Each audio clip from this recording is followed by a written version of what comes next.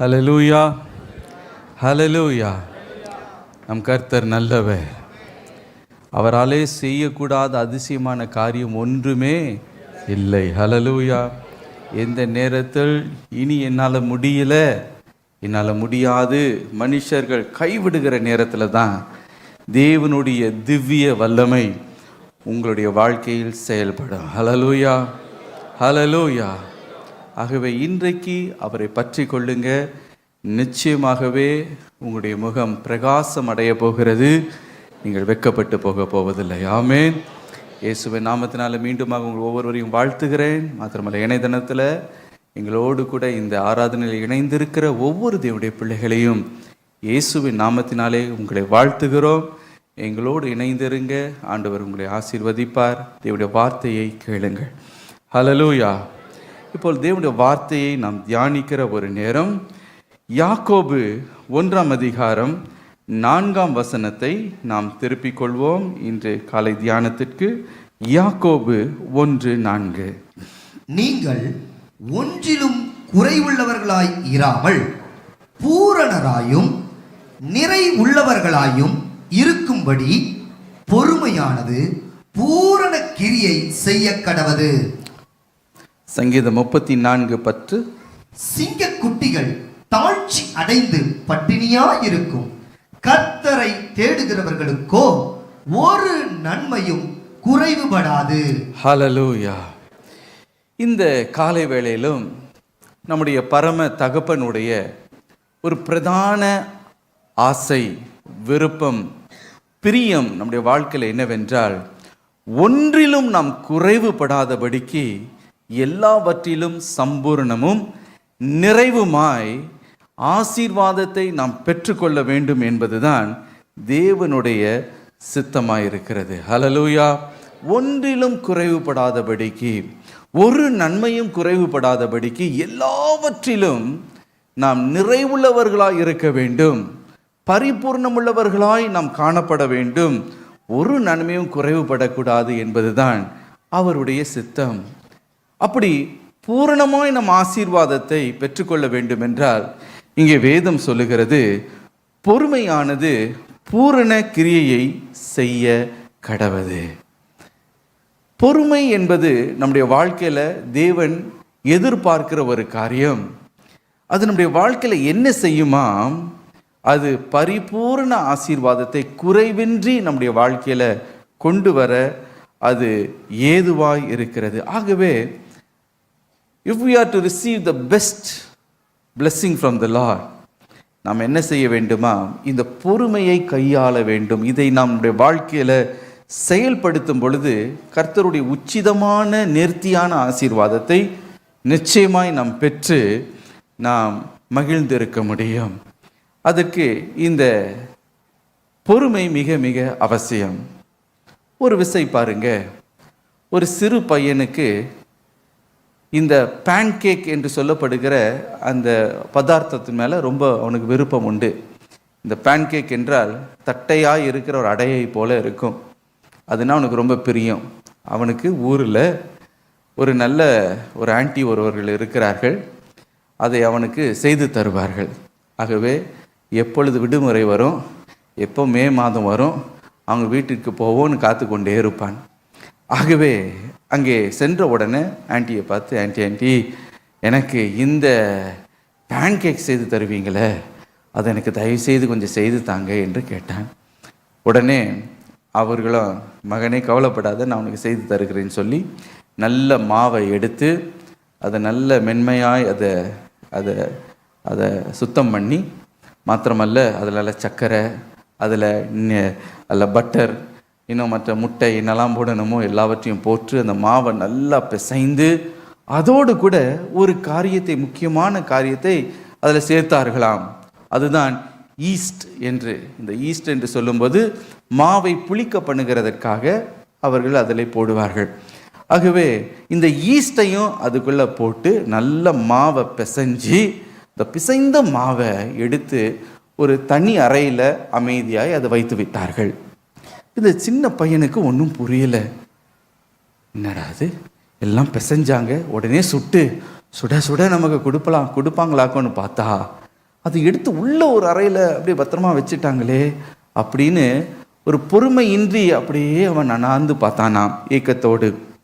அதை அறிந்த அவங்களுடைய ஆன்ட்டி என்ன சொன்னாங்களா, தம்பி பொறுமையாக காத்திருக்கணும்ப்பா, இந்த ஈஸ்ட் அந்த மாவின் இடத்துல தன்னுடைய கிரியையை செய்வதற்கு இடம் கொடுக்கணும்.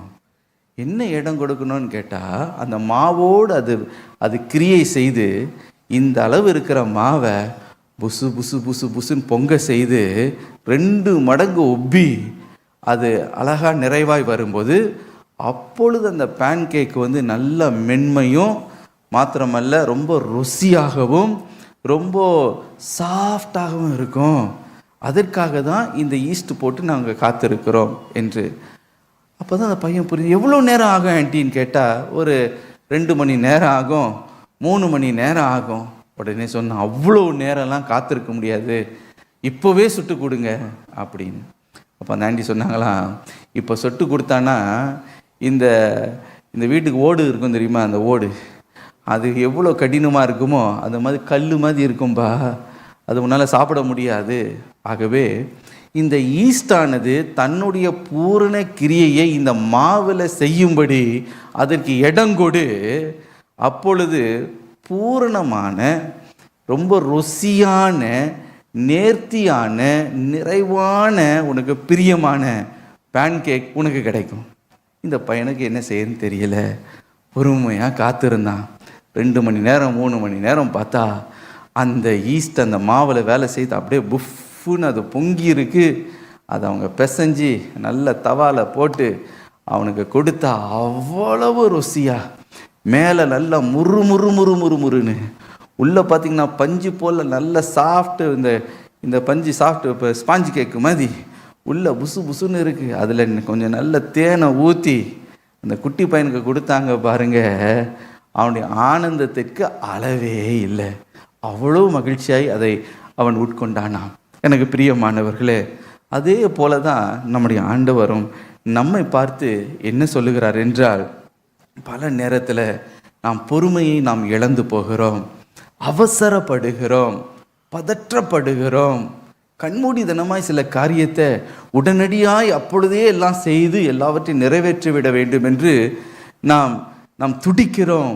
எனக்கு பிரியமானவர்களே, நம்மை பார்த்தவர் சொல்லுகிறார், உனக்கு பரிபூர்ணமான ஆசீர்வாதங்கள் எந்த குறையும் இன்றி உனக்கு வர வேண்டும் என்றால், நிறைவானது உனக்கு கிடைக்க வேண்டும் என்றால், பொறுமையானது தன்னுடைய கிரியையை செய்வதற்கு நீ இடம் கொடு என்று. ஹல்லேலூயா. பொறுமைக்கு இடம் கொடுத்து கர்த்தருக்கு காத்திருக்கும் போது நிச்சயமாகவே பூரணமான சம்பூரணமான ஆசீர்வாதத்தை உங்களுடைய வாழ்க்கையில் நீங்கள் பெற்று அனுபவிப்பீர்கள் என்பதில் எந்தவித சந்தேகமும் இல்லை. ஒரு சகோதரர் விதமாய் அவர் சொன்னார், ஐயா இப்படி ஒரு இடத்துல முதலீடு பண்ணால் இவ்வளோ பணம் கிடைக்கும் என்று சொன்னார்கள். நான் அவசரப்பட்டு அது என்ன ஏது என்று கூட விசாரிக்காமல், என்னுடைய மனைவியோடு கலந்து ஆலோசிக்காமல் வேகமாய் மறைத்து என்னுடைய சேவிங்ஸ், என்னுடைய எல்லா பணத்தையும் நான் கொண்டு போய் என்ன செய்ய, என்னுடைய எல்லா ஏர்னிங்ஸையும் நான் இந்த நபர் இடத்துல நான் நம்பி கொடுத்தேன். அதோடைய அந்த அவசரப்பட்டது நிமித்தம் அதோடைய வேதனையின் பிரதிபலன் ரொம்ப என்னை வாட்டுகிறது, ரொம்ப என்னை பாடுபடுத்துகிறது என்று ரொம்ப துயரத்தோடு அவர் சொன்னார். பிரியமானவர்களே, பல நேரத்தில் சில காரியங்களை பதட்டப்பட்டு சீக்கிரமாக சில காரியங்கள் நடக்கணும், உடனே நடந்து முடிந்து விட வேண்டும் என்று அவசரப்படுகிறதுனாலே கர்த்தர் நமக்கு ஆயத்தம் பண்ணி வைத்திருக்கிற அந்த பூர்ணமான நிறைவான ஒரு குறையுமின்றி ஆண்டவர் கொடுக்க வேண்டும் என்று இருக்கிற ஆசீர்வாதத்தை நாம் இழந்து விடுகிறோம். பாருங்க, ஒரு விசை ஒரு குடும்பத்தில் ஒரு அம்மாவுக்கு கொஞ்சம் நெஞ்சில் கொஞ்சம் அவங்களுக்கு கொஞ்சம் வாய்வான்னு தெரியல, கொஞ்சம் ஒரு ஒரு அழுத்தம் போல் இருந்தது. உடனே அவங்க பயந்துட்டாங்க, ஐயோ எனக்கு ஹார்ட் அட்டாக்காக இருக்கிறது போல் இருக்குது, நெஞ்சு வலிக்கிறது மாதிரி இருக்கே, உடனடியாக நம்முடைய மகளுக்கு கல்யாணம் பண்ணி வச்சிடணும், நான் கண்ணை மூடுறதுக்குள்ளே எப்படியாவது திருமணத்தை நான் பார்த்துடணும்னு அவங்களுக்கு ஒரே அவசரம். படிக்கட்டில் ஏறி வருவாங்க, கொஞ்சம் மூச்சு வாங்கும், அப்படியே சேரை போட்டு அங்கேயே உட்காந்துப்பாங்க. ஆனுவாங்க. ஐயோ, சீக்கிரம் கல்யாணம் கட்டி வச்சிடணும் போல இருக்கு, நான் கண்ணை மூடுறதுக்குள்ளே எப்படியாவது இந்த கல்யாணத்தை பார்த்துடணும். இப்படியே சொல்லி சொல்லி சொல்லி அவருடைய கணவர் ஆர்ட்ட சொன்னாங்க, இந்த ஜூன் மாதத்துக்குள்ளே எப்படியாவது இந்த கல்யாணம் நடக்கணும், அதற்கு பிறகு நான் ஆண்டோடைய ராஜ்யத்திற்குள் நான் போக போகிறேன். இது வானத்திலிருந்து ஆண்டவர் அக்னி ரதத்தை அனுப்பி எலியாவை அப்படியே தூக்கிட்டு போகிற மாதிரி இந்த அம்மாவை தூக்கிட்டு போகிறதா இவங்களுக்கு ஒரு கற்பனை. ஆகவே சீக்கிரமாக ஜூன் மாதத்துக்குள்ளே முடிச்சிடணும் அப்படின்னா பாருங்க, அந்த கணவரும் எல்லாரும் சேர்ந்து அடித்து பிடிச்சி எங்கெங்கேயோ எல்லாம் சந்தும் பொந்தும் எல்லாம் தேடி பார்த்து எங்கேயோ இருந்து ஒருத்தரை பிடிச்சிட்டு வந்தாங்க. அவன் யார் ஏது, அவனுடைய அவனை பற்றி, அவனுடைய பேக்ரவுண்டை பற்றி, குடும்பத்தை பற்றி எந்த விசாரணையுமே செய்யாமல் அவனை கூட்டி கொண்டு வந்து அவன் இந்த ஊழியத்தில் இருக்கிறானாக்கும், மாத்திரமல்ல அவங்க அம்மா அங்கங்கே ஊழியம் செய்கிறாங்களாக்கும். இவ்வளவு தான். இதை வைத்து வேக வேகமாக அவனை வைத்து இந்த திருமணத்தை செய்கிறதுக்கு எல்லா தீர்மானத்தையும் எடுத்துட்டாங்க. ஆண்டோட பாதத்தில் காத்தில்லை, ஜெபிக்கலை, தேவ மனிதருடைய ஆலோசனையை தேடலை, ஒன்றுமே இல்லாமல் என்னமோ ஜூன் மாதத்துக்கு பிறகு அடுத்த நாளே அவங்க பரலோக ராஜ்யத்துக்கு அப்படியே ஃப்ளைட் எடுத்து பிடிச்சி போகிற மாதிரி அன்னைக்கே வேக வேகமாக அவங்க சீக்கிரமாக அந்த ஜூன் மாதத்துக்குள்ளே அந்த கல்யாணத்தை நடத்தி முடிச்சிட்டாங்க. அதுக்கு பல மாதம் ஆச்சு. எந்த அக்னி ரதமும் வானத்துலேருந்து இறங்கலை. அவங்க நல்லா தான் இருந்தாங்க. ஆனால் என்ன, அவங்களுடைய மகளுடைய வாழ்க்கை பாலா போச்சு. அது வாழ்கிற ஒரு நரகமான ஒரு வாழ்க்கை. ரொம்ப வேதனை பற்றி ஒவ்வொரு வருஷமும் அவங்க வேதனைப்படுகிறதுக்கு அளவே இல்லை. இப்போ உண்மையிலேயே நெஞ்சை பிடிச்சிட்டு உட்காந்துக்கிட்டு இருக்கிறாங்க. காரணம் என்னென்னா வேற ஒன்றும் இல்லை, பொறுமையை இழந்து அவசரப்பட்டு உணர்ச்சி வசப்பட்டு சில காரியங்களை உடனே இப்போவே முடிச்சிடணும் அப்படின்னு தட்டால் புட்டாலும் சில காரியத்தை செய்கிறதுனால வருகிற வேதனைக்கு அளவே இல்லை. ஆகவே தான் ஆண்டவர் சொல்லுகிறார், பொறுமையானது தன்னுடைய கிரியையை செய்வதற்கு நீ இடங்கொடு, அப்பொழுது ஒரு நன்மையும் வாழ்க்கையில் குறைவுபடாது, எல்லாவற்றையும் சம்பூரணமும் பூரணமுமாய் நிறைவாய் நீ பெற்றுக்கொள்வாய் என்று. ஆம் பிரியமானவர்களே, ஒருவேளை இன்றைக்கு உள்ள நொந்து நீங்கள் போய் வந்திருக்கலாம். எவ்வளவு காலம் இந்த குறிப்பிட்ட காரியத்திற்காக நான் ஜெபித்து கொண்டு இருப்பது, இன்னும் எவ்வளவு காலம் இந்த ஆசீர்வாதத்திற்காக நான் காத்து கொண்டு இருப்பது, எவ்வளவு காலம் என்னுடைய பிள்ளையுடைய திருமண காரியம் இப்படி தடைப்பட்டு கொண்டே இருக்கும் என்று உள்ளத்தின் ஆழத்தில் ஒரு துயரத்தோடு நீங்கள் காணப்படலாம். எப்பொழுதுதான் கர்த்தர் எனக்கு நீதி நியாயத்தை என்னுடைய கண்கள் காணும்படி அவர் செய்ய போகிறார், நான் இந்த அழுகையின் பள்ளத்தாக்கின் வழியாய் நான் போய்கொண்டு இருக்கிறேனே, இன்னும் எவ்வளவு காலம் இந்த போராட்டத்தை நான் சந்தித்து கொண்டு இருப்பது, எவ்வளவு நாள் இதை சகிப்பது என்று பல கேள்விகளோடு இருதயத்தில் நொந்து போய் ஒருவேளை பொறுமையையும் இழந்து முறுமுறுத்து கொண்டு ஒருவேளை நீங்கள் அமர்ந்து கொண்டு இருக்கலாம். எனக்கு பிரியமானவர்களே, இன்றைக்கு கர்த்தர் உங்களை பார்த்து சொல்லுகிற காரியம், மகனே மகளே, பொறுமையானது தன் பூரண கிரியையை செய்வதற்கு நீ இடங்கொடு, அப்பொழுது ஒன்றிலும் நீ குறைவுபட்டு போவதில்லை. ஹல்லேலூயா. அதன் காலத்தில் தேவன் எல்லாவற்றையும் சகலவற்றையும் அவர் நேர்த்தியாய் செய்து முடிக்கிறவர். ஆகவே இன்றைக்கு சோர்ந்து போய் கர்த்தர் எனக்கு செய்ய மாட்டார், இந்த நன்மையான காரியத்தை நான் காண மாட்டேன் என்று உங்களுடைய நம்பிக்கையை விசுவாசத்தை தளர விட்டு விடாதீங்க. இன்றைக்கு ஆண்டவரை பிடித்து கொள்ளுங்க. நான் நன்மையானவைகளை நான் காண்பேன். ஹல்லேலூயா. கர்த்தர் எனக்காக ஆயத்தமாக்கி வைத்திருக்கிறவைகளை என்னுடைய கண்கள் காணும். நான் உச்சிதமான ஆசீர்வாதத்தை பெற்றுக்கொள்வேன், வாழ்க்கையில் மகிழ்ந்திருப்பேன்.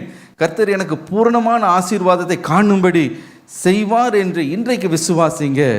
நிச்சயமாய் நீங்கள் கெட்டு போக போவதில்லை. ஹல்லேலூயா. சங்கீதம் 27:13 சங்கீதக்காரன் சொல்லுகிறான், நானும் ஜீவனுள்ளோர் தேசத்திலே கர்த்தருடைய நன்மையை காண்பேன் என்று விசுவாசியாது இருந்தால் கெட்டு போயிருப்பேன். சொல்லுகிற ஜீவனுள்ள தேசத்தில் கர்த்தருடைய நன்மையை காண்பேன் என்று விசுவாசியாது இருந்தால் நான் கெட்டு போயிருந்திருப்பேன். ஆனால் நான் பொறுமையாய் கர்த்தருக்கு காத்திருந்தேன், நான் அந்த நன்மையான காரியத்தை நான் கண்டேன் என்று அவர் சொல்லுகிறார். ஆம் பிரியமானவர்களே, இன்றைக்கு நம்பிக்கையை தளர விட்டு விடாதீங்க, மனமடிந்து போய்விடாதீங்க, சோர்ந்து போயிடாதீங்க. இன்றைக்கு உறுதியை பிடித்துக்கொள்ள, ஆண்டவரே பொறுமையாய் காத்து கொண்டு நீர் எனக்கு வைத்திருக்கிற அந்த பூரண அந்த நிறைவான குறைவில்லாத அந்த ஆசீர்வாதத்தை பெற்றுக்கொள்ளும்படி எனக்கு அனுகிரகத்தை செய்யும். ஆனால் பெரிய பிரச்சனை இங்கே என்னவென்றால், பொறுமையாக இருப்பது தான் இருக்கிறதுலே ரொம்ப ஒரு கஷ்டமான ஒரு காரியம். எப்படி பொறுமையாக இருப்பது? எப்படி இந்த திவ்ய பொறுமையை நம்முடைய வாழ்க்கையில் பெற்று குறைவில்லாத அந்த ஆசீர்வாதத்தை எப்படி நாம் பெற்றுக்கொள்வது? அதை தான் குறித்து இன்றைக்கு நாம் தியானித்து நாம் ஜெபிக்க போகிறோம். நான் விசுவாசிக்கிறேன், இன்றைக்கு இந்த காலை நேரத்தில் கர்த்தர் உங்களோடு கூட இடைப்பட போகிறார், உங்களோட பேச போகிறார். இன்றைக்கு உங்களுடைய ஆவி ஆத்மா சரீரத்தில் ஒரு உன்னத பலனை ஆண்டவர் கட்டளிடுவாராக. நிச்சயமாகவே நீங்கள் விசுவாசத்தை செயல்படுத்தி ஆசீர்வாதத்தை பெற்றுக்கொள்ளும்படி அவர் உங்களுக்கு கிருபையை தருவாராக. முதலாவதாக, எப்படி இந்த நீடிய பொறுமையை, இந்த திவ்ய பொறுமையை நாம் பெற்றுக்கொள்வது? அது தேவனுடைய பிரசன்னத்தில் நம்ம காத்திருக்கும் பொழுதுதான் இந்த திவ்ய பொறுமையை நாம் பெற்றுக்கொள்ளுகிறோமாம். ரோமர் 15ஆம் அதிகாரம் 5ஆம் வசனம் இவ்விதமாய் சொல்லுகிறது. வாசிக்க கேட்போம். பொறுமையையும் ஆறுதலையும் அளிக்கும் தேவன் கிறிஸ்து இயேசுவினுடைய மாதிரியின்படியே நீங்கள் ஏக சிந்தையுள்ளவர்களாய் இருக்கும்படி உங்களுக்கு அனுக்கிரகம் செய்வாராக. இங்கே வேதம் சொல்லுகிற பொறுமையையும் ஆறுதலையும் அளிக்கும் தேவன். இதே வசனத்தை ஆங்கிலத்தில் வாசித்து பார்க்கும் பொழுது இன்னும் அருமையாய் அங்கே எழுதப்பட்டிருக்கிறது. தமிழில் நாம் வாசிக்கிறோம், பொறுமையையும் ஆறுதலையும் அளிக்கிற தேவன், God who gives this comfort and this patience என்று நாம் வாசிக்கிறோம். அதை ஆங்கிலத்தில் வாசித்து பார்ப்பீர்கள் என்றால் God of patience and God of comfort என்று வாசிக்கிறோம். ஆம் பிரியமானவர்களே, நம்முடைய தேவனே எப்படிப்பட்டவராம்? நீடிய பொறுமை உள்ளவர்.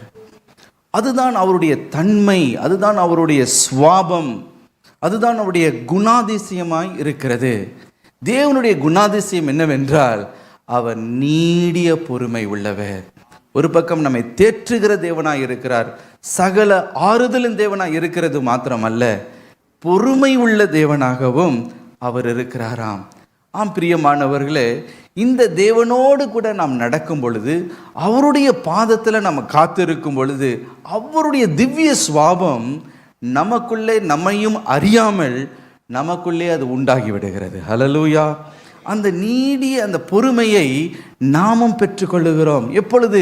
அவருடைய பாதத்தில் காத்திருந்து அவரோடு நடக்கும் பொழுது, அவரோடு சஞ்சரிக்கும் பொழுது, அவரோடு பழகும் பொழுது, ஒவ்வொரு நாளும் அவரோடு கூட நடக்கும் பொழுது அவருடைய திவ்ய சுவாபம் நமக்குள்ளே உட்புகுத்தப்படுகிறது, நமக்குள்ளே தானாக வந்து விடுகிறது. ஹல்லேலூயா. ஆங்கிலத்தில் ஒரு பழமொழி ஒன்று உண்டு, show me your friend and I will tell you who you are. உன்னுடைய நண்பனை எனக்கு நீ காண்பி, நீ யார் என்பதை நான் உனக்கு சொல்லுகிறேன். அப்படி என்றால் நம்ம யாரோடு நெருங்கி பழகிறோமோ, யாரோடு கூட நம்ம சஞ்சரிக்கிறோமோ, யாரோடு கூட நம்ம பழகுகிறோமோ, அவர்களுடைய குணாதிசயம், அவர்களுடைய அந்த தன்மை நமக்குள்ளே நம்மை தானாக நம்மை பாதிக்கிறது, நம்மை அறியாமல் பாதிக்கிறது. அவருடைய வழிகளை, அவர்களுடைய சுவாபங்களை நாமும் கற்றுக்கொள்ளுகிறோம். ஆகவே தான் எனக்கு பிரியமானவர்களே, நம்ம யாரோடு பழகிறோமோ அது மிக மிக முக்கியமானது. வேதத்திலிருந்து ஒரு உதாரணத்தை சொல்லுகிறேன், கவனியுங்கள். நீதிமொழிகள் 22ஆம் அதிகாரம் 24, 25 வசனத்தை வாசிப்போம். கோபக்காரனுக்கு தோழனாகாதே, உக்கிரமுள்ள மனுஷனோடே நடவாதே. அப்படி செய்தால் நீ அவனுடைய வழிகளை கற்றுக்கொண்டு உன் ஆத்துமாவுக்கு கண்ணியை வருவிப்பாய்.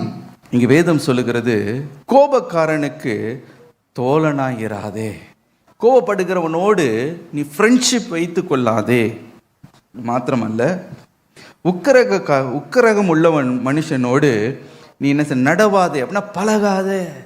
அவனோடு பழகினால், கோபக்காரனோடு நீ அவனோடு கூட தோழனாய் நண்பனாய் நீ இருப்பாய் என்றால் அவனுடைய வழிகளை நீ கற்றுக்கொள்வாய், நீ அவனுடைய வழிகளை கற்றுக்கொள்வாய். அது நிமித்தம் அது உன்னுடைய ஆத்மாவுக்கு கண்ணியாய் இருக்கும் என்று வேதம் சொல்லுகிறது. ஒரு நல்ல ஒரு தெய்வீக ஆலோசனை. இதில் கவனிக்க வேண்டிய காரியம் என்னன்னா, நீ யாரோடு பழகிறாயோ அவர்களுடைய குணாதிசயம் உன்னை பாதிக்கும். It will impact you either in a negative way or it will impact you in a positive way. நீ யாரோடு பழகுறாயோ, எதிர்மறையாகவோ அல்லது நேர்மறையாக ஏதோ ஒரு விதத்தில் அவர்களுடைய பிஹேவியர், அவருடைய நடத்தை உங்களை பாதிக்கிறதாய் இருக்கிறது. ஆகவே தான் உன்னுடைய நண்பன் யார் என்று சொல், நீ யார் என்று நான் உனக்கு சொல்லுகிறேன் என்று பழமொழி உண்டு. பல பெற்றோர் பாருங்க, தங்களுடைய பிள்ளைகளை ரொம்ப கண்காணிப்பாங்க. எந்த விஷயத்துலனா, எப்படிப்பட்ட ஃப்ரெண்ட்ஸோடு என் மகன் என் மகள் பழகிறார்கள் என்பதை குறித்து ரொம்ப கண்காணிப்பாக இருப்பாங்க. ஏனென்றால் அவர்களுக்கு நல்லா தெரியும், எப்படிப்பட்ட ஃப்ரெண்ட்ஸோடு பழகிறார்களோ அவங்களுடைய பிஹேவியர், அவங்களுடைய நடத்தை தன்னுடைய பிள்ளையை பாதிக்கும். நல்ல விதத்திலும் பாதிக்கும், சில நேரத்தில் கெட்ட விதத்திலும் அது பாதிக்கக்கூடும். ஆகவே தான் எப்படிப்பட்ட ஃப்ரெண்ட்ஸோடு இருக்கிறாங்க என்பதை பல பெற்றோர் ரொம்ப கவனமாக இருப்பாங்க. ஒரு பிரதர் பாருங்க, அவருக்கு வேலையில் டிரான்ஸ்ஃபர் கிடைத்து வேறு ஒரு பட்டணத்திற்கு போக வேண்டிய ஒரு சூழ்நிலை. அப்படிப்பட்ட சூழ்நிலையில் இருக்கும்போது அவனுடைய மகன் ரொம்ப மென்மையாய், ரொம்ப சாந்தமாக, ரொம்ப நல்லொழுக்கமாக இருக்கிற அந்த பையனை அங்கே இருக்கிற ஒரு லோக்கல் ஸ்கூலில் அவனை வேக வேகமாக அவனை அட்மிஷன் பண்ணினார்கள். கொஞ்ச காலத்தில் பார்த்திங்கன்னா அவனுடைய சுவாபமே மாறி போயிடுச்சு. வீட்டுக்கு வரும்போது எதிர்த்து பேசுவான், என்ன பண்ணாலும் அதில் ஒரு பிடிவாதம் இருக்கும், அடங்க மாட்டான். அவனுடைய தோரணை, அவனுடைய முக சாயலே மாறி போயிடுச்சு. அவனுடைய அந்த மனிதருக்கு, அந்த பிரதருக்கு ரொம்ப கவலை, ஏன் என் மகன் இப்படி இருக்கிறான் என்று. ஒரு நாள் தன்னுடைய ஆஃபீஸை முடித்து விட்டு அவருடைய பைக்கில் வரும்போது எப்பொழுதும் போல் வர வழியில் வராமல் சுற்றி தன்னுடைய மகன் இருக்கிற ஸ்கூல் அந்த அந்த வீதியின் வழியாய் வரும் பொழுது ஒரு திடுக்கா ஒரு சர்ப்ரைசிங் காட்சி அவர் கண்டார். என்னன்னு பார்த்தா, சில அந்த கூட்டத்தில் இருக்க சில பசங்களோடு தன்னுடைய மகனை நின்று கொண்டு பான்பராக் போட்டுக்கொண்டு கையில் ஒரு சிகரெட்டை வச்சுக்கிட்டு ரொம்ப ஸ்டைலாக நின்றுட்டு இருக்காரு. அது அவங்க அப்பா பார்த்தது தான் ஒரு பக்கம் அவனுக்கு ஒரே ஆத்திரம், கோபம். அவனை அடக்கி கொண்டார், அமைதியாக வீட்டுக்கு வந்தார். ஒன்றும் திட்டல் அடிக்கலை. மனைவியை பார்த்து சொன்னார், முதல்ல இந்த ஸ்கூல்ல இருந்து இவனை நம்ம மாற்றுறோம். ஃபஸ்ட்டு திங் இந்த என்வாயர்மெண்ட்டை நம்ம மாற்றணும். இங்கே இருக்கிற வரைக்கும் இவன் என்ன சொன்னாலும் என்ன பண்ண போகிறதில்ல, உருப்பட போகிறது. அந்த ஃப்ரெண்ட்ஸோடு தான் இருக்க போகிறான். இவன் குட்டிச்சவராக போகிறான். அதனால் என்ன பண்ணுவோம், முதல் இவனை மாற்றணும். ஆகவே என்ன ஆனாலும் சரி, அவனை கஷ்டப்பட்டு அங்கேருந்து எடுத்து வேற ஒரு இதுக்கு அவனை மாற்றி கொஞ்ச நாளில் பார்த்திங்கன்னா அது ஒரு நல்ல என்வாயர்மெண்ட், நல்ல ஸ்கூலில் போட்டதுனால, நல்ல நண்பர்கள் அவனால் பழகினதுனால அந்த பிஹேவியர் அவனுடைய வாழ்க்கையில் ஒரு திரும்பவும் ஒரு மாற்றத்தை கொண்டு வந்தது. பாருங்கள், உலக வாழ்க்கையில் யாரோடு நம்ம பழகுகிறோமோ அவர்களுடைய தன்மை, அவருடைய குணாதிசயம் நம்மை பாதிக்கிறது, நமக்குள்ளே வருகிறது போல, நம்மையும் அறியாமல் அவருடைய சில பழக்க வழக்கங்களை நாம் கற்றுக்கொள்கிறது போல, நாம் தேவனோடு கூட சஞ்சரிக்கும் பொழுது, தேவனோடு நாம் நடக்கும் பொழுது, அவரை நம்முடைய நண்பனாய் வைத்து கொள்ளும் பொழுது, ஒவ்வொரு நாளும் அவரோடு பழகும் பொழுது, அவரோடு காத்து இருக்கும் பொழுது, அவருடைய திவ்ய சுவாபமாகிய இந்த நீடிய பொறுமை என்ற சுவாபம் நம்மையும் அறியாமல் நமக்குள்ளே வந்து விடுகிறது. ஹல்லேலூயா. நம்மை மாற்றிக்கொள்ளவே முடியாது. we cannot change ourselves in any way, in any manner. என்னதான் நம்ம போராடினால் நம்முடைய குணத்தை நம்ம மாற்ற முடியாது. ஆனால் நாம் யாரோடு பழகுகிறோமோ, தேவனோடு கூட காத்திருக்கும் அவருடைய திவ்ய சுவாபம் நமக்குள்ளே வருகிறது. ஹல்லேலூயா.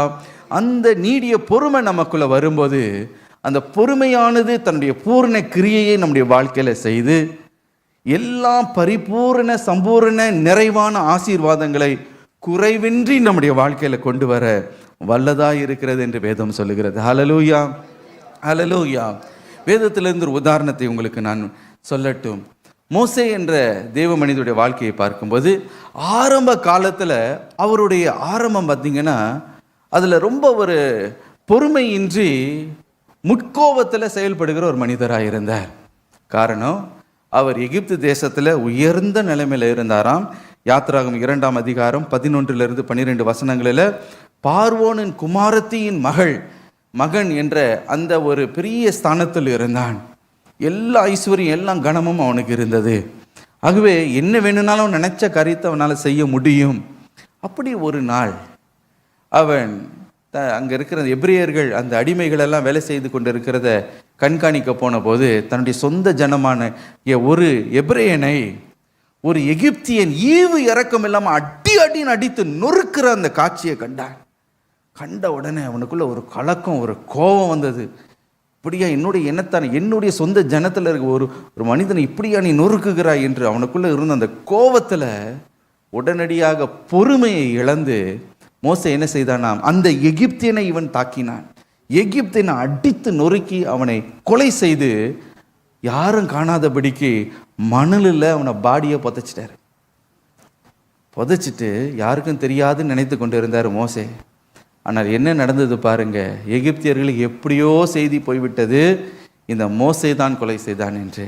இப்போ மோசையை கைது செய்யும்படி ஒரு சூழ்நிலை வந்தபோது பாருங்க, மோசே பயந்து கலங்கி, ஐயோ தன்னுடைய உயிருக்கு என்னாகுமோ ஆபத்தாகுமோன்னு பயந்து தன்னுடைய பொறுமை இழந்து செய்த ஒரு கிரியைக்குரிய பலனை அனுபவிக்க வேண்டியதாயிற்று. வனாந்திரத்துக்கு ஓட வேண்டியதாயிற்று, மீதியான் தேசத்துக்கு ஓட வேண்டியதாயிற்று. 40 வருஷம் பாருங்க, வனாந்திர வாழ்க்கை, நோக்கமற்ற ஒரு வாழ்க்கை, அலைந்து திரிகிற ஒரு வாழ்க்கை. ஆனால் இப்படிப்பட்ட மோசையை தேவன் எப்படி மாற்றினாராம், உலகத்தில் உள்ள சகல மனிதர்களிலும் மிக சாந்தமும் பொறுமையான ஒரு மனிதனாய் அவரை மாற்றினார். எப்படி இந்த ஒரு பெரிய மறுரூபம் உண்டாயிற்று என்று நீங்கள் பார்ப்பீர்கள் என்றால், யாத்திராகம் 33:11 சொல்லுகிறது போல, மோசே அந்த வனாந்திரத்தில் இருந்த நாட்களில் அந்த 40 வருஷம் முச்செடி அக்னியாய் தேவன் அவனுக்கு தரிசனமான அந்த நாள் முதல் அவன் தேவனோடு பழக தொடங்கினான். எகிப்தியரோடு பழகின பொழுது மூர்க்க கோபியாய் அவன் இருந்தான், முட்கோபியாய் அவன் இருந்தான். ஆனால் தேவனோடு அவன் பழக வேதம் சொல்லுகிறது, மோசே தேவனோடு கூட ஒரு நண்பன் பழகுவதை போல பழகினானா. ஒவ்வொரு நாளும் அவரோடு நடந்து, ஒவ்வொரு நாளும் அவரோடு கூட சஞ்சரித்து, அவரோடு கூட பேசி நடக்கும் பொழுது தன்னையும் அறியாமல் தேவனுடைய அந்த திவ்ய சுவாபம் இந்த மோசேக்குள்ளே தானாய் உண்டாயிற்று. ஹல்லேலூயா. அதுடைய தாக்கம் என்ன? என்னாகும் 12ஆம் அதிகாரம் 3ஆம் வசனம் என்ன சொல்லுகிறது? மோசேயானவன் பூமியில் உள்ள சகல மனிதரிலும் மிகுந்த சாந்த குணமுள்ளவனாய் இருந்தான். ஹல்லேலூயா. மோசேயானவன் பூமியில் உள்ள சகல மனிதர்களிலும் சாந்த குணமுள்ளவனாய் இருந்தான். இது எப்படி ஆச்சுன்னு கேட்டிங்கன்னா, ஒரே ஒரு காரணம், show me your friend, Jal tell you who you are. உன் நண்பனை நீ காண்பி, நான் சொல்லுகிறேன் நீ யார் என்று. அவர் யார் இடத்துல நட்பை வைத்து கொண்டார்? இயேசுவோடு கூட, தேவாதி தேவனோடு கூட நட்பு வைத்ததுனால அவருடைய திவ்ய சுபாவம் மோசேக்குள்ளே எப்போ வந்ததுன்னே தெரியலை. ஹல்லேலூயா. அவர் பாருங்க, பூமியில் உள்ள சகல மனிதர்களிலும், எகிப்தில் ஒருவேளை அவரை பற்றி கேட்டிருந்தா, அவரா எங்க கோபம் வந்ததுன்னா அட்டி வெளுத்துருவாருங்க, என்ன செய்கிறாருன்னே அவருக்கு தெரியாது, முகம்லாம் மாறிடும், அப்படியே கண்ணுலாம் ரெட் ஆயிரும் வாங்க, அவர் பேச்சே வேற மாதிரி ஆயிரும், தோரணையே மாறிடும். ஆனால் அப்படிப்பட்ட மோசே எப்படி ஆயிட்டாரு பாருங்க, பூமியில் உள்ள சகல மனிதர்களிலும் மிகுந்த சாந்த குணமுள்ளவனாய். எப்படி? தேவனோடு கூட சஞ்சரித்ததுனால. ஆம் பிரியமானவர்களே, இந்த நீடிய பொறுமை நமக்குள்ள எப்போ வருகிறது என்றால், தேவனோட பாதத்திலோட பிரசன்னத்தில் ஒவ்வொரு நாள் நாம் காத்திருக்கும் பொழுது இந்த திவ்ய சுவாபம் நமக்குள்ளே உண்டாகுகிறது. ஆகவே தான் இயேசு சொன்னார் மத்தேயு 11ஆம் அதிகாரம் 29ஆம் வசனத்தில், நான் சாந்தமும் மனத்தாழ்மையுமாய் இருக்கிறேன், என் நுகத்தை உங்கள் மேல் ஏற்றுக்கொண்டு என்னிடத்தில் கற்றுக்கொள்ளுங்கள், அப்பொழுது உங்கள் ஆத்துமாக்களுக்கு இளைப்பாறுதல் கிடைக்கும். நான் சாந்தமும் மனத்தாழ்மையுமாய் இருக்கிறேன், என்னிடத்தில் கற்றுக்கொள்ளுங்கள். ஹல்லேலூயா. இயேசுவோடு பழகுனீங்கன்னா அந்த திவ்ய சுவாபமாகிய நீடிய பொறுமையை நீங்கள் தெரியாமலே, உங்களை அறியாமலே நீங்கள் கற்றுக்கொள்வீங்க. இன்றைக்கி ஒரு அட்டம் பிடிக்கலாம், இன்றைக்கி ஒத்த காலம் நிற்கலாம், நான் பிடிச்ச முயலுக்கு 3 காலம் தான் நிற்கிற ஆளாக இருக்கலாம், வீட்டையே தலைகளாக்குற ஆளாக இருக்கலாம். ஆனால் நீங்கள் எந்த அளவுக்கு உங்களை மாற்றிக்கொள்ள முடியும், யாரையுமே என்ன பண்ண முடியாது, மாற்றிக்கொள்ள முடியாது. ஆனால் என்றைக்கு அவரோடு கூட பழகிறோமோ அவருடைய பிஹேவியர், தேவாதி தேவனுடைய சுவாபம், அவருடைய நடக்கை, அவருடைய குணாதிசயத்தை நீங்கள் கற்றுக்கொள்வீர்கள். ஹல்லேலூயா. அவரை போல மாறத் தொடங்குவோம். அந்த சுவாபம் நமக்குள்ள வரும். ஒரு ஃப்ரெண்டோட பழகும்போது அவங்களுடைய பழக்க வழக்கத்தை எப்படி கற்றுக்கொள்கிறோமோ, தேவாதி தேவனோடு பழகும் பொழுது, அவரை நம்முடைய நண்பராய் வைத்து கொள்ளும் பொழுது அவருடைய அந்த திவ்ய சுவாபம் நமக்குள்ளே வருகிறது. வேதம் சொல்லுகிறது, இந்த நீடிய பொறுமை நம்முடைய வாழ்க்கையில பூரண கிரியை செய்யும் பொழுது எல்லா பரிபூரண ஆசீர்வாதத்தையும் நிறைவான ஆசீர்வாதத்தையும் குறைவில்லாமல் நாம் பெற்றுக்கொள்வோம் என்று வேதம் சொல்லுகிறது. ஹல்லேலூயா. இது நம்முடைய வாழ்க்கையில ஒரு இழப்பை அல்ல, ஆதாயத்தை அது கொண்டு வருகிறதா இருக்கிறது. ஹல்லேலூயா. ஆவியின் கனியில ஒரு கனி இந்த நீடிய பொறுமை, அதை ஆவியானவரே நமக்குள்ள கொண்டு வந்து அவர் வைத்து விடுகிறார். ஹல்லேலூயா.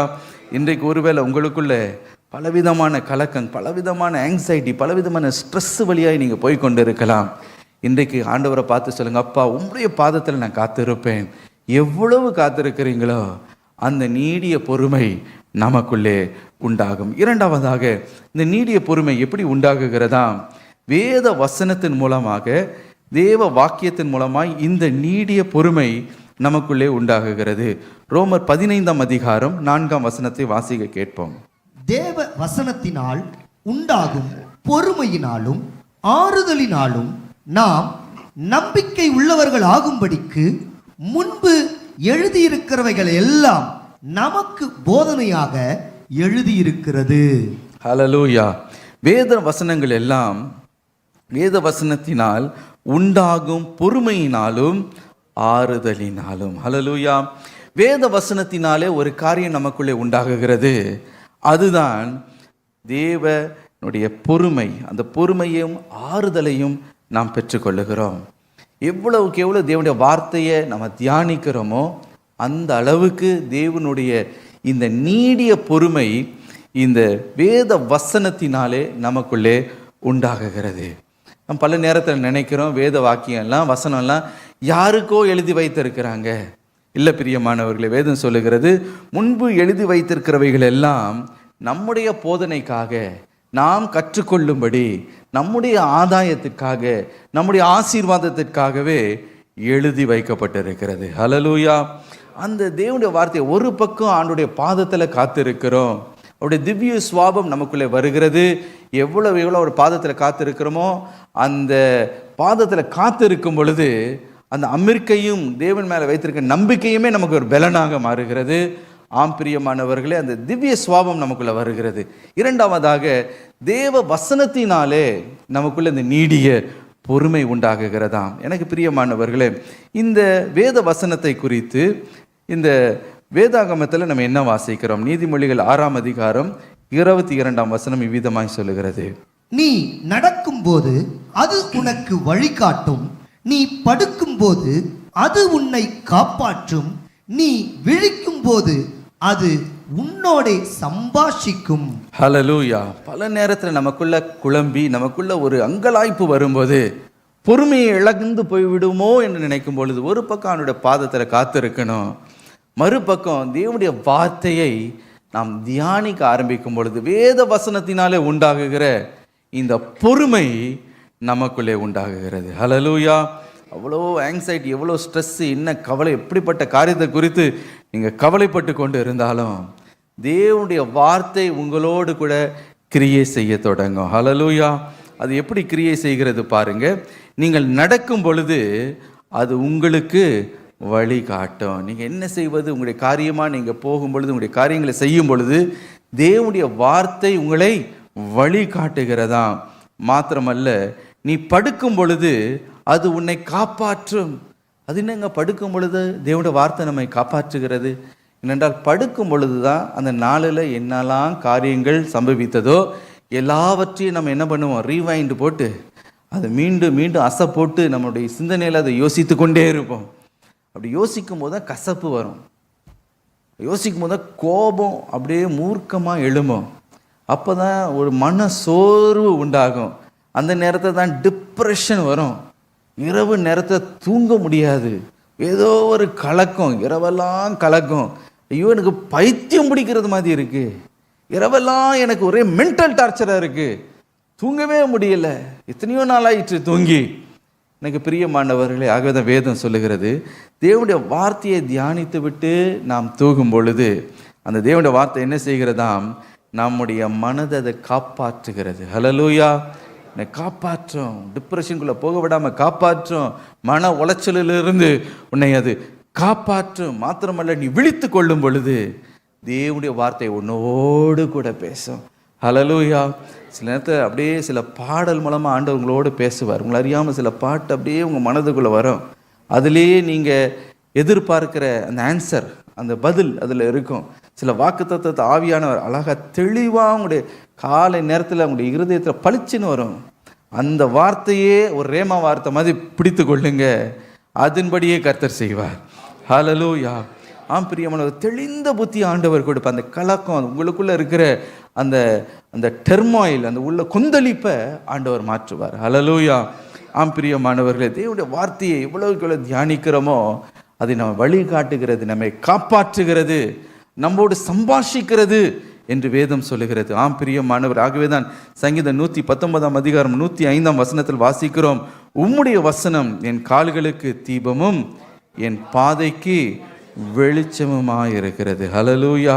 இந்த தேவனுடைய வார்த்தையினால் உண்டாகிற பொறுமை உள்ள வரும்போது அந்த பொறுமையானது தன்னுடைய பூர்ண கிரியையை செய்யும். அப்பொழுது நீங்கள் சம்பூர்ணமான, பரிபூர்ணமான, குறைவற்ற ஆசீர்வாதத்தை நிச்சயமாகவே நீங்கள் பெற்றுக்கொள்வீங்க. நீங்கள் சொல்லுவீங்க, ஆண்டவரே, இந்த விஷயத்தில் நான் பொறுமையாக இருந்ததுனால இந்த ஆசீர்வாதத்தை நான் பெற்றுக்கொண்டேன்ப்பா, உமக்கு நன்றி ஆண்டவரே என்று சொல்லத்தக்கதாக அந்த தேவனுடைய வார்த்தை உங்களை வழி நடத்தும். ஒரு பஸ்ஸை பாருங்கள், ஒரு சகோதரர், அவங்களுடைய ஆஃபீஸில் அவருக்கு அவ்வளவு போராட்டம். அவங்களுடைய பாஸ் எப்பொழுதுமே அவரை கரம் வைத்து, அவர் உட்கார்ந்தாலும் தப்பு, அவர் எழுந்தாலும் தப்பு, அவர் சிரித்தாலும் தப்பு, உம்முன்னு இருந்தாலும் தப்பு. நல்ல ட்ரெஸ்ஸு போட்டுட்டு வந்தால் ஒரு கமெண்ட்டு, ஒழுங்காக ட்ரெஸ்ஸு போடலன்னா ஏன்டா இப்படி வந்த அப்படின்னு அதில் ஒரு கமெண்ட்டு, நீங்கள் இடது பக்கம் திரும்பினாலும் வலது பக்கம் என்ன பண்ணாலும் தப்பு. அப்படி ஒரு நெருக்கமான, எல்லாருனாலும் பகைக்கப்படுகிற ஒரு சூழ்நிலை. அப்படிப்பட்ட சூழ்நிலையில் அவர் ரொம்ப வேதனைப்பட்டு எவ்வளவோ பல்ல கடித்து எல்லாவற்றையும் சகித்து கொண்டே இருந்தார். ஒரு நாள் அவருக்கு அவ்வளவு கோபம். வீட்டிற்கு வந்தார், நேராக முகத்தை கழுவினார். கழுவிட்டு அந்த கண்ணாடியை பார்த்து தனக்குள்ளேயே பேசி சொன்னாராம், நாளைக்கு நான் போக போகிறேன் ஆஃபீஸுக்கு. அந்த ஆளுடைய காலர் ஷர்ட்டை பிடிச்சி 2 அரை ஒன்று நல்லா பளிச்சுன்னு அவனுக்கு வெட்டு, இந்தாடா உன்னுடைய ரெசிக்னேஷன் லெட்டர் வச்சுக்கோ, மூஞ்சிலே வீசி அடிக்க போகிறேன். இது தனக்குள்ளே தீர்மானித்து கண்ணாடியை பார்த்து இவர் பேசிக்கிட்டு அவ்வளோ ஆத்திரத்தில் இருக்கிறார்.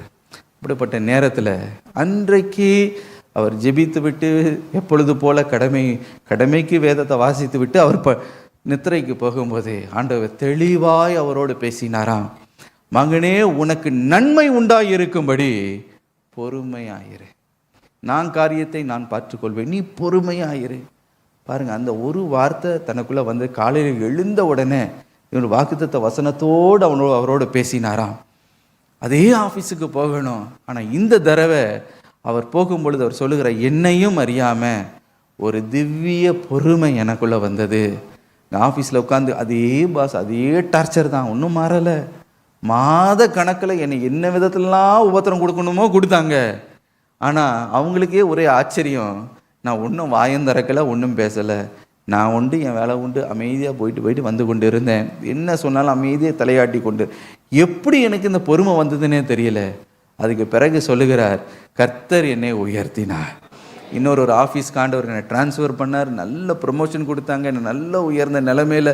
அவர் சொல்லுகிறார், அன்றைக்கு நான் பொறுமையை இழந்து இருந்திருப்பேன், ஆனால் இன்னைக்கு நான் காண்கிற ஆசீர்வாதத்தை நான் பார்த்துருக்கவே மாட்டேன் பிரதர்.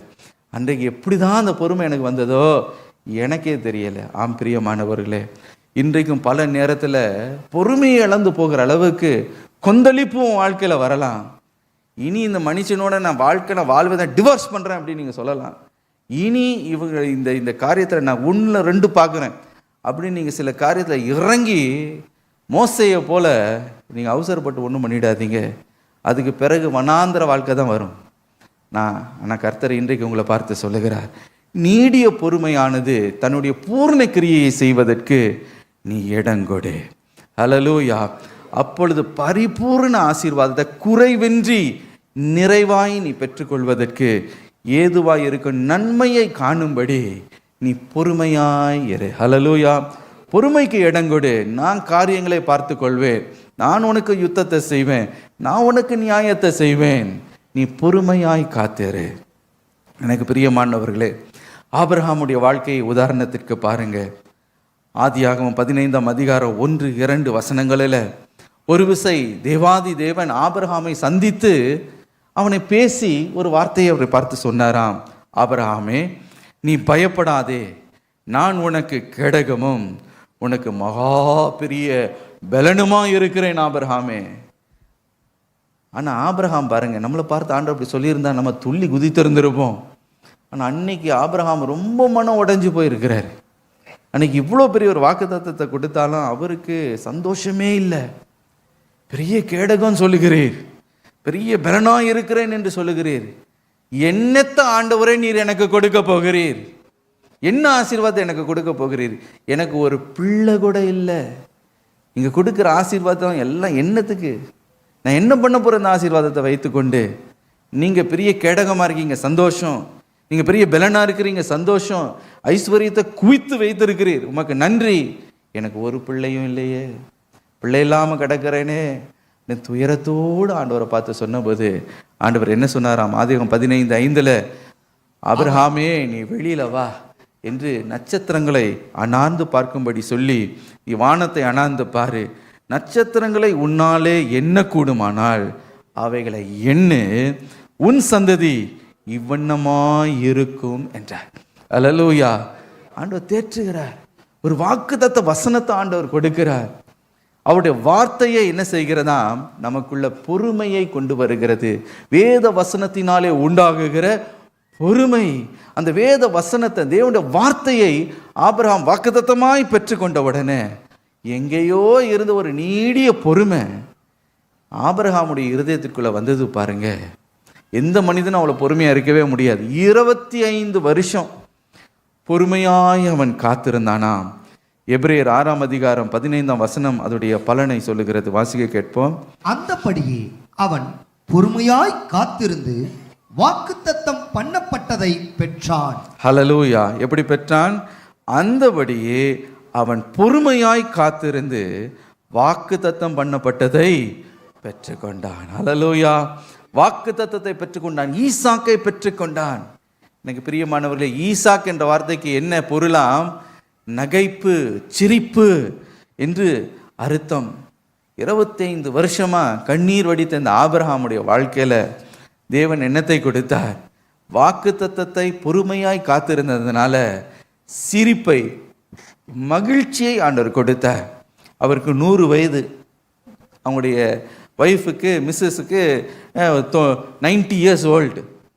பாருங்க, சரீரமெல்லாம் செத்து போன ஒரு சூழ்நிலை. இனி எந்த விதத்திலையும் அவங்க இயற்கையாய் பெற்றுக்கொள்ள முடியாது, ஆசீர்வாதத்தை பெற்றுக்கொள்ள முடியாது என்ற சூழ்நிலையில் எல்லாம் சாத்தியமில்லை என்று இருக்கும் பொழுது அவர் சாத்தியமாய் மாற்றும்படி தேவன் பெரிய அற்புதத்தை அவர் செய்தார். ஹல்லேலூயா. இப்போ ஆபிரகாம் என்ன செய்தாராம்? நகைக்கிறார், சிரிக்கிறார், மகிழ்ச்சி, சந்தோஷம் உடைய வாழ்க்கையில் உண்டாயிற்று. ஒரு பழமொழி ஒன்று உண்டு, அதை சொல்லலாமா வேண்டாமான்னு தெரியல, நான் சொல்கிறேன், நீங்கள் என்ன மன்னிச்சிருவீங்க. அது என்ன சொல்லுவாங்கன்னா, குழந்தை இல்லாத வீட்டில் கிழவன் துள்ளி குதிச்சானா. ஆனால் ஆண்டோடைய அற்புதம் பாருங்க, குழந்தை இல்லாத வீட்டில் கிழவனுக்கு ஒரு குழந்தைய கொடுத்து உண்மையிலேயே அவரை துள்ளி குதிக்கும்படி ஆண்டவர் செய்தார். ஹல்லேலூயா. பாருங்க, நகைத்தானாம் ஈசாக்கு. அப்படியே மகிழ்ச்சி, ஹான் சிரிச்சிருந்திருப்பார். ஆண்டவர் கொடுத்து விட்டார் எனக்கு இந்த வாக்குத்தத்தத்தை எனக்கு தந்ததற்காக என்று அவ்வளவு மகிழ்ச்சி. எப்படி இந்த பொறுமை ஆபிரகாமுக்குள்ளே உண்டாயிற்று? எப்படி இந்த பூரண, இந்த குறைவற்ற இந்த ஆசீர்வாதத்தை ஆபிரகாம் பெற்றுக்கொண்டார் என்றால் தேவனுடைய வார்த்தையின் மூலமாய், வாக்குத்தத்தத்தின் மூலமாய் உண்டான அந்த பொறுமை அவனுக்குள்ளே வந்தது. ஹல்லேலூயா. இன்னைக்கு தேவனுடைய வார்த்தையை நீங்கள் தியானிக்க அந்த பொறுமையை ஆண்டவர் இன்றைக்கு உங்களுக்குள்ளே கட்டளிடுவாராக. வாக்குத்தத்தத்தை நீங்கள் பற்றிக்கொள்ள ஒரு விசுவாசம், ஒரு நம்பிக்கை கர்த்தர் எனக்காக யாவற்றையும் செய்து முடிப்பார், நான் வெட்கப்பட்டு போக போவது இல்லை. அவரை நோக்கி பார்த்த என்னுடைய முகம் இனி செத்து போக போவதில்லை, பிரகாசமடையும். நானும் நகைப்பேன், நானும் சிரிப்பேன். தேவன் எனக்கு ஒரு ஈசாக்கை கட்டளிடுவார். ஈசாக்கு என்னுடைய வாழ்க்கையில் உண்டாகும், பரிபூரணத்தை என்னுடைய கண்கள் காணும். இந்த ஜீவனுள்ள தேசத்தில் தேவன் எனக்காக ஆயத்தமாக்கி வைத்திருக்கிற நன்மையானவைகளை நான் காண்பேன். ஹல்லேலூயா. இன்றைக்கு நீங்க விசுவாசத்தோடு அந்த பொறுமையோடு காத்திருக்கும் போது, ஆம் பிரியமானவர்களே, பொறுமையானது தன்னுடைய பூரண கிரியையை செய்யும் பொழுது நீங்கள் எல்லாவற்றிலும் சம்பூரணமும் நிறைவுள்ளவர்களாக, எந்த குறைவுமின்றி எல்லா விதத்திலும் பூர்ணமாய் ஆசீர்வதிக்கப்படுவீர்கள். ஹல்லேலூயா. இன்றைக்கு ஆண்டவரே, அந்த நீடிய பொறுமையை எனக்கு தாரும். கடைசியாக அந்த பொறுமை பாருங்க, வேதம் எப்பொழுது வருகிறது என்றால், கர்த்தர் எனக்காக குறித்த காலத்தில் யாவற்றையும் செய்து முடிப்பார் என்று விசுவாசிக்கும் பொழுது இந்த பொறுமை நமக்குள்ளே உண்டாகுகிறது. பிரசங்கி 3:11 அவர் சகலத்தையும் அதினதின் காலத்திலே நேர்த்தியாக செய்திருக்கிறார், உலகத்தையும் அவர்கள் உள்ளத்திலே வைத்திருக்கிறார். ஆதலால் தேவன் ஆதி முதல் அந்த மட்டும் செய்து வரும் கிரியையை மனுஷன் கண்டுபிடியான். ஹல்லேலூயா. சகலத்தையும் அதன் காலத்தில் நேர்த்தியாய் செய்கிறவர். ஆங்கிலத்தில் he makes everything beautiful in its time. எல்லாவற்றையும் அழகாக என் வாழ்க்கையில் அந்த குறித்த நேரத்தில் கர்த்தர் எனக்காக செய்து முடிப்பார். he has made everything beautiful in its time.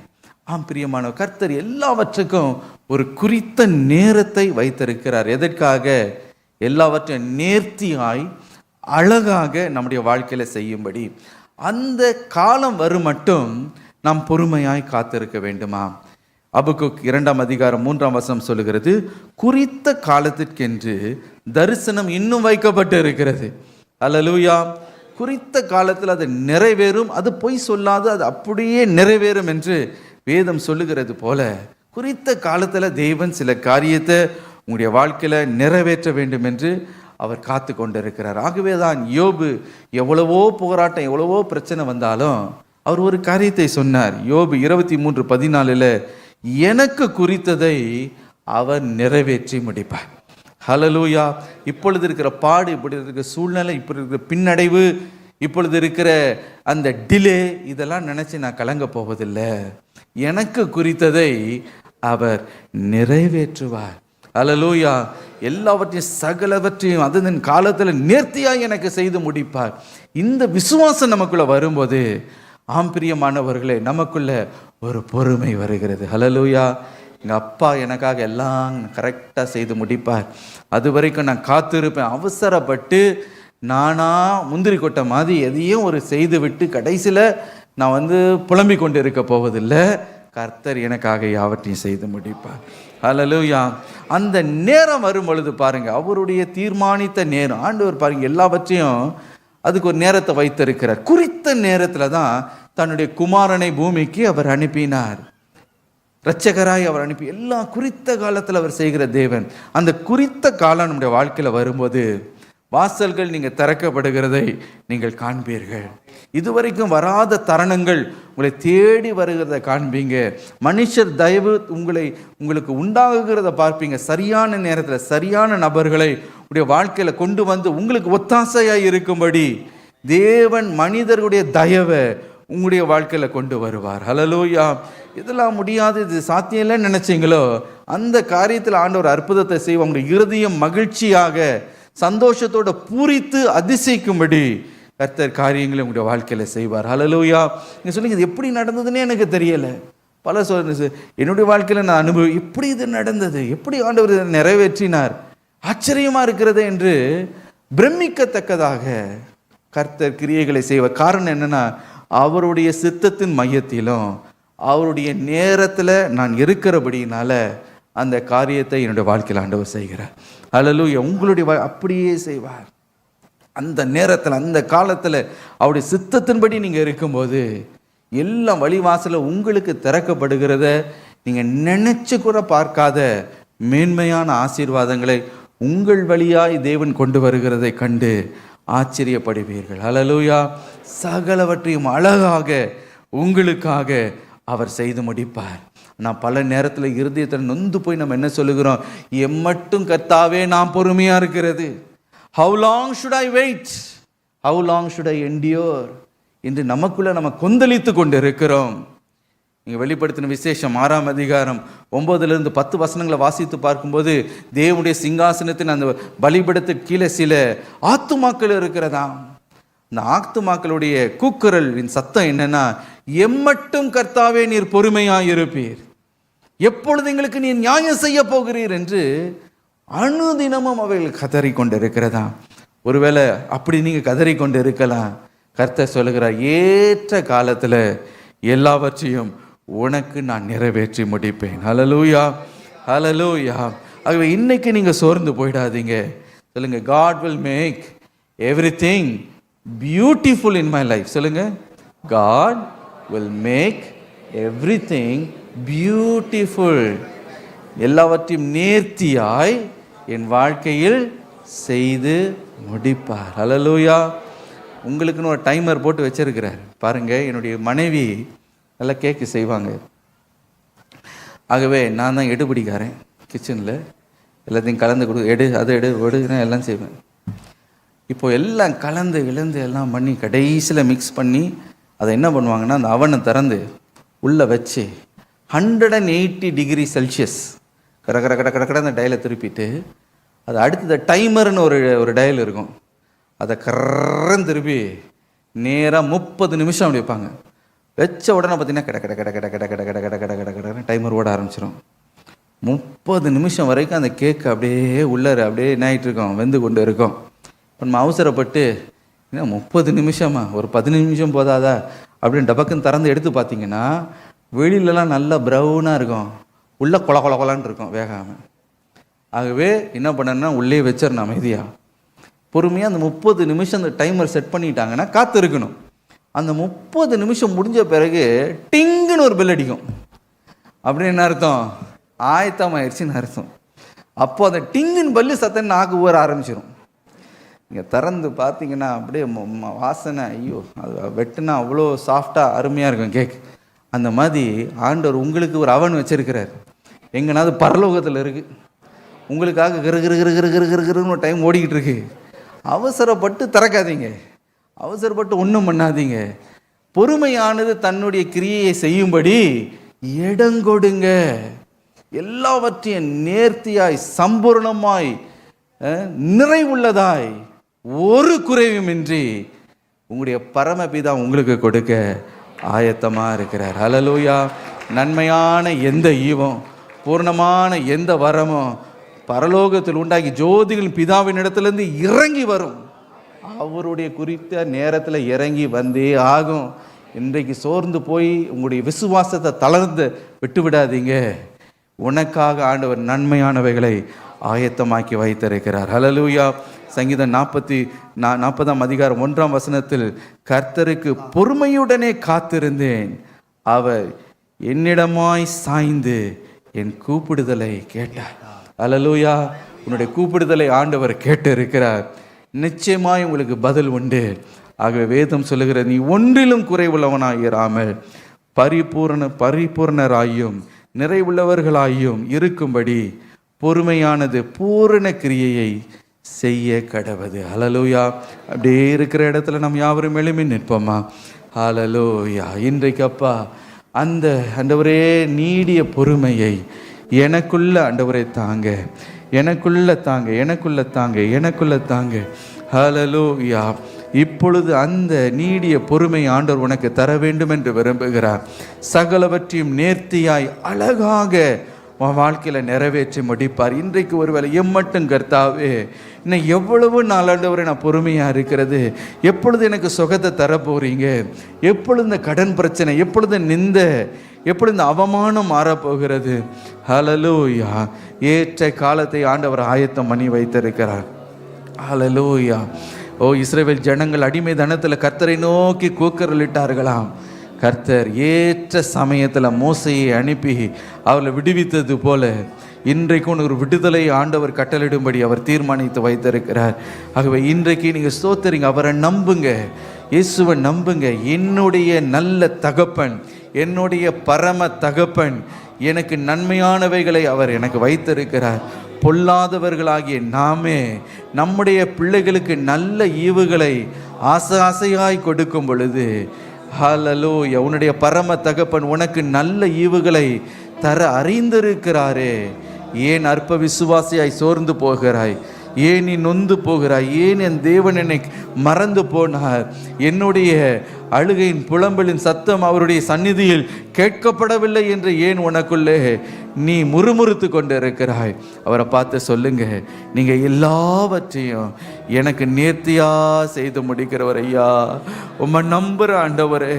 ஆண்டவரை, பொறுமையை நான் இழந்துடக்கூடாதப்பா, அவசரப்பட்டு தீர்மானத்தை எடுத்துடக்கூடாதப்பா. ஹல்லேலூயா. அவசரப்பட்டு சில காரியங்களை செய்துட்டு அதனால கஷ்டப்படுகிறேன். இந்த காரியங்களெல்லாம் மாற்றி தாங்க ஆண்டவரே. எனக்கு இன்னொரு தருணத்தை எனக்கு கொடுங்க ஆண்டவரே. எனக்கு ஒரு புதிய ஆரம்பத்தை எனக்கு தாங்க ஆண்டவரே. இந்த நீடிய பொறுமை எனக்குள்ள உண்டாகட்டம்பா. ஹல்லேலூயா. உம்மோடு நான் காத்து இருக்கட்டும், உம்மோடு நடக்கட்டும். மோசே உம்மோடு நடந்தான், அவனுடைய சுவாபமே மாறி போயிற்று. பூமியில் உள்ள சகல ஜனங்களிலும் அவனை போல சாந்தமுள்ள மனிதன் ஒருவனும் இல்லை என்ற வார்த்தையின்படி ஆண்டவரே, என்னை ஆண்டவரே அப்படியாய் மாற்றுங்கப்பா. உடைய பாதத்தில் காத்திருக்கிறம்பா. உம்முடைய திவ்ய குணாதிசயம், உண்மை, உன்னுடைய தன்மைகள், உம்முடைய சுவாபங்கள் எனக்குள்ள ஆண்டவர் உட்புகத்தை படட்டும் ஆண்டவர், எனக்குள்ளாக உண்டாவதாக. ஹல்லேலூயா. அந்த நீடிய பொறுமை எனக்கு தாங்க ஆண்டவரே. ஹல்லேலூயா. நீடிய பொறுமையின் தேவனே, எனக்குள்ள அந்த நீடிய பொறுமையை தாங்கப்பா. ஹல்லேலூயா. ஆண்டவரை, சகிக்கிற அந்த தன்மை எனக்கு தாங்க. நீர் எனக்கு வைத்திருக்கிற அந்த பரிபூரண ஆசீர்வாதத்தை குறைவின்றி ஆண்டவரை நிறைவுள்ளதாய் நான் பெற்றுக்கொள்ளணும். அறக்குறையா பெற்றுக்கொள்ளக்கூடாது ஆண்டவரே. 50% அல்ல, 75% அல்ல, நிறைவாய் நான் பெற்றுக்கொள்ளணும்பா. ஆண்டவரே, பொறுமையானது தன்னுடைய கிரியை செய்வதற்கு நான் இடம் கொடுக்கிறேன் ஆவியானவரே. இந்த ஆவியின் கனி எனக்குள்ள தாங்க. வேத வசனத்தினால உண்டாகுகிற ஆண்டவரே இந்த பொறுமை எனக்குள்ள உண்டாகட்டும் அப்பா. ஹல்லேலூயா. அதனால நான் ஆறுதல் படையவனாக, அதனால எனக்குள்ள ஒரு பொறுமை உண்டாகட்டும், அதற்குள்ள எனக்குள்ள சாந்தம் உண்டாகட்டும் அப்பா. கேளுங்க. ஹல்லேலூயா. எல்லாவற்றையும் சகலவற்றையும் நன்மைக்கு ஏதுவாய் கர்த்தர் மாற்றுவார். இந்த ஜீவனுள்ள தேசத்துல உனக்காக ஆயத்தமாக்கி வைத்திருக்கிற நன்மையான காரியங்களை நீ நிச்சயமாய் காண போகிறாய். ஹல்லேலூயா, ஹல்லேலூயா. அவர் எல்லாவற்றையும் அழகாய் செய்து முடிக்கிறவர். ஒரு அருமையான ஒரு ஆங்கில பாடல் ஒன்று உண்டு. அவர் எல்லாவற்றையும் அதன் காலத்தில் அழகாய் செய்து முடிக்கிறவர். Hallelujah. In His time,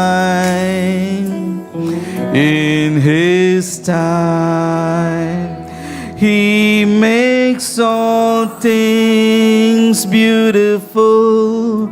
In His time,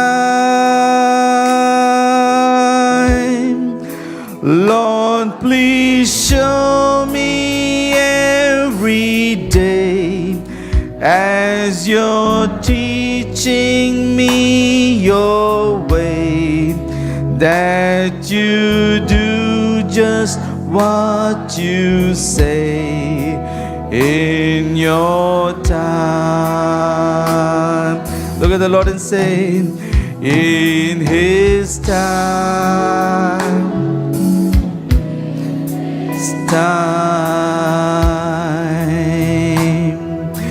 He makes all things beautiful in His time.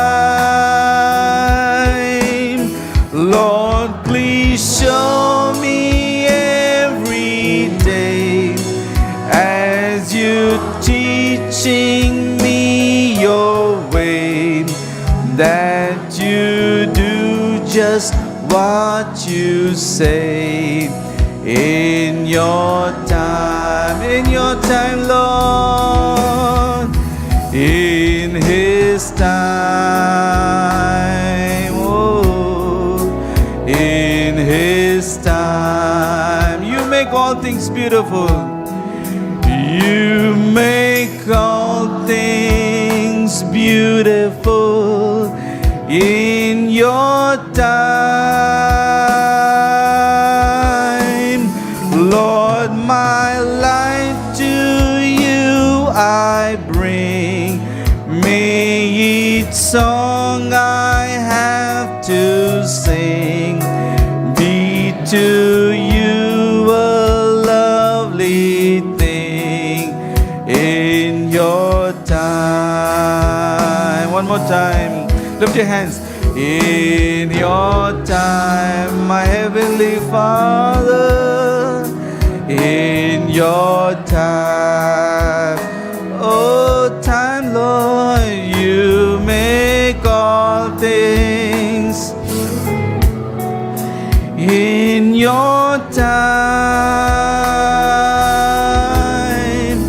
Lord, please show me every day as you're teaching me your way, that you do just what you say in your time.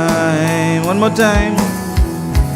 As you do me every day, as you're teaching me your way, that you do just what you say in your time. One more time.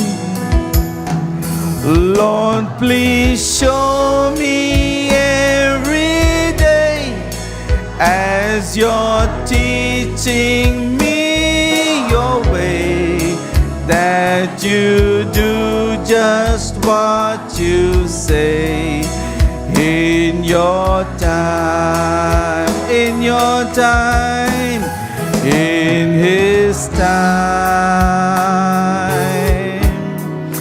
in His time.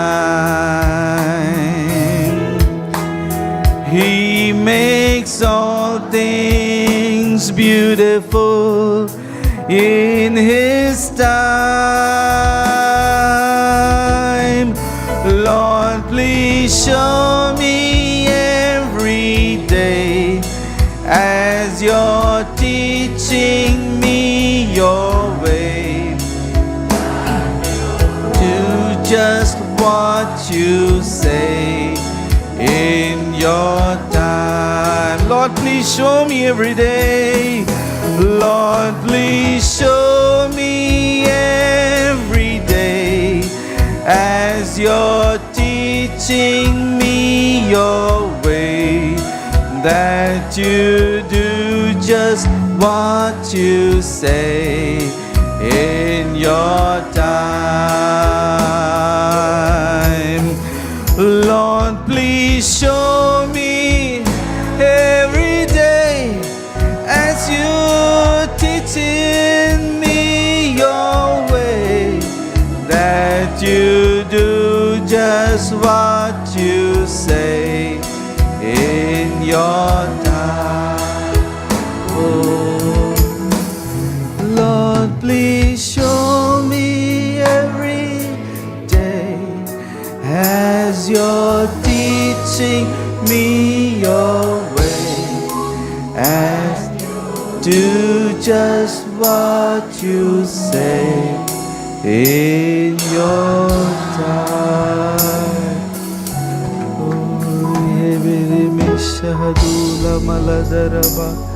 அப்படியே கர்த்தருக்கு அர்ப்பணித்து என் இருதயத்தை தருகிறாப்பா, இருதயத்தை ஒப்பு கொடுக்கிறான்பா. சொல்லுங்க ஹல்லேலூயா, ஹல்லேலூயா. உம்மை நம்புகிறேன்ப்பா. சொல்லுங்க, Lord, I trust you, Lord. I love you, Lord. I trust you, my heavenly Father. Lord, I trust you. I know you will make everything beautiful. நீர் எனக்கு எல்லாவற்றையும் நேர்த்தியாய் செய்து முடிக்கிறவர் அப்பா. உமக்கு நன்றி செலுத்துகிறேன், நன்றி செலுத்துகிறேன், நன்றி செலுத்துகிறேன், நன்றி செலுத்துகிறேன், நன்றி செலுத்துகிறேன், நன்றி செலுத்துகிறேன், நன்றி செலுத்துகிறேன். ஹல்லேலூயா. பொறுமையானது என்னுடைய வாழ்க்கையில் பூரண கிரியை செய்ய இடம் கொடுக்கிறப்பா. ஆவியானவரே இந்த ஆவியின் கனியை எனக்குள்ள உண்டாக்குங்க அப்பா. ஹல்லேலூயா. எல்லாம் பொறுமை ஆண்டவரே அற்ற நிலைமையை மாற்றுங்க. என் முட்கோபத்தை மன்னிங்க. வைராக்கியத்தோடு ஆண்டவரே நான் பேசின ஆண்டவரே தவறான வார்த்தைகளை மன்னிங்க ஆண்டவரே. எதிர்மறையான வார்த்தைகளை என் வாழ்க்கையிலேயே நான் பேசினது உண்மைதான் ஆண்டவரே. ஏன்னா நான் நன்மையே காண்பதில்லை என்று ஆண்டவரே நெகட்டிவான வேர்ட்ஸ் எல்லாம் நான் பேசினேன்ப்பா. ஆண்டவரே நீரோ எனக்கு அழகான காரியங்களை வைத்திருக்கிறீர். அதை நான் பெற்றுக்கொள்ள எனக்கு உதவி செய்யுங்க. ஹல்லேலூயா. எல்லாவற்றையும் ஏற்ற காலத்தில் சம்பூர்ணமாய் கர்த்தர் உன்னுடைய வாழ்க்கையில நிறைவேற்றுகிறதை நீ காண போகிறாய். ஹல்லேலூயா. வாழ்க்கை மாறும். இதே நிலைமையில் இதே சூழ்நிலையில் நீ எப்பொழுதும் இருக்க போவதில்லை. இந்த உச்சிதமான ஆசீர்வாதங்களை உனக்காக ஆயத்தமாக்கி வைத்திருக்கிறேன். அதை நான் நிறைவேற்றுவேன். ஹல்லேலூயா. அப்பா நீர் அப்படியே செய்கிறதுக்காக நன்றி. இன்றைக்கு ஆண்டவரை என்னென்ன ஆசீர்வாதத்துக்காக ஆண்டவரை ஏங்கி நிற்கிறார்களோ இப்பொழுது நீர் கட்டளையிடுகிறதுக்காக நன்றி அப்பா. ஆண்டவரை நெடுநாள் காத்திருக்கிறது இருதயத்தை இழைக்க பண்ணினாலும் விரும்பினது வரும் பொழுது ஜீவ விருட்சத்தை போல இருக்கும் என்ற வார்த்தையின்படி ஜீவ விருட்சத்தை அவர்கள் பெற்றுக்கொள்ள கிருபையை தாங்கப்பா. ஹல்லேலூயா. ஏற்ற காலத்தில் ஆண்டவரை கனியை தந்து ஆண்டவரே இலை உதிராத மரத்தை போல அவர்கள் இருக்கவும் அப்பா அவர் செய்வதெல்லாம் நீர் வாய்க்க செய்ய போகிறதுக்காக நன்றி ஆண்டவரை. ஆசீர்வதிங்க. எல்லா மகிமையும் உமக்கு ஏறெடுக்கிறோம். இயேசு கிறிஸ்துவின் மூலம் ஜெபங்கிற நல்ல பிதாவே. ஆமேன். ஆமேன்.